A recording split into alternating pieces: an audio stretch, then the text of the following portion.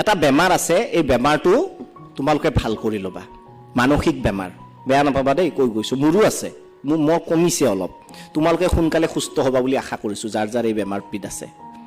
সেই বেমাৰটো হ'ল এইটোৰ অপব্যৱহাৰটো অপব্যৱহাৰে মই কেইটামান লক্ষণ তোমালোকক ক'ম আজি, চাম চিমটমছ।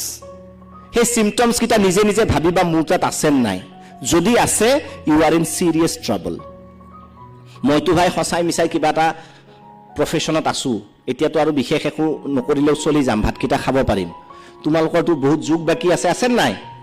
মই কেইটামান লক্ষণৰ কথা ক'ম, সেই লক্ষণকেইটা যদি তোমালোকৰ আছে you are in a serious trouble. কওঁ নে নকওঁ? অকণমান অপ্ৰিয়। যদি শুই উঠিয়ে তুমি প্ৰথম মোবাইলত হাত দিছা আৰু মোবাইলত স্ক্ৰীনৰ পোহৰে তোমাৰ চকু খোল খুৱাইছে, you are in a serious trouble, trust me, একদম সাৱধান হ'বা, তোমাৰ লাইফ স্পইল হ'বলৈ আৰু বেছি বছৰ নাই। শুই উঠিয়ে প্ৰথম কামটো যদি তুমি মোবাইলটো চুইছা আৰু মোবাইলৰ স্ক্ৰীনৰ পোহৰত তোমাৰ চকু খোল খাইছে, ট্ৰাষ্ট মি, তোমালোকৰ জীৱন স্পইল হ'ব গৈ আছে, সেই ধ্বংস জীৱনৰ পৰা তোমালোকক কোনেও বচাব নোৱাৰে, এক্সট্ৰিমলি চৰি, সাৱধান হ'বা। বেয়া নাপাব ছাৰ, এই কথাটো মই কৈ গৈছোঁ, কাৰণ এইখিনি একদম অপ্ৰিয় সত্য, আৰু it is as per psychological studies done in the United States. মই চাইকাট্ৰিষ্টগৰাকীৰ নাম পাহৰিলোঁ, কিন্তু এইটো কথা খুব এটা চিৰিয়াছ কথা। মই লক্ষণকেইটা ক'ম।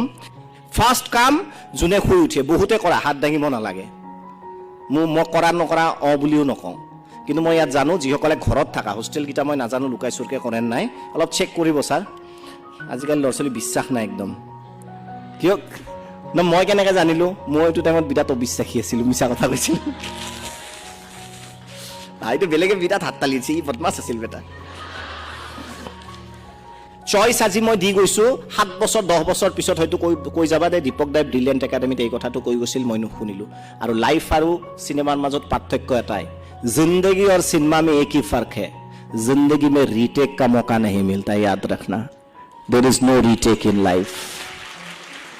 গতিকে চকু মেলিয়ে প্ৰথম যদি তুমি মোবাইলটো চাইছা, তোমাৰ লাইফ স্পইল হ'ব গৈ আছে, তোমাক কোনেও ৰক্ষা কৰিব নোৱাৰে, যিমানে ভাল স্কুলত নপঢ়া কিয়। ছেকেণ্ড, যদি তুমি ঘৰত যিটো ৰুমতে গৈছা, প্ৰতিটো ৰুমত খোজকাঢ়োতে হাতত মোবাইলটো লৈ গৈছা, তোমাৰ লাইফ স্পইল হ'বলৈ আৰু বেছি বছৰ নাই, 6-7 বছৰমান আছে, তাৰপিছত তুমি এটা ইউজলেছ, যাত না তুমি ছ'চাইটিত কামত আহিছা, না তোমাৰ ঘৰত কিবা কামত আহিছা, your life is about two spoil. যিকোনো ৰুমত, আনকি বহুতে বাথৰুমতো মোবাইলটো লৈ যায়।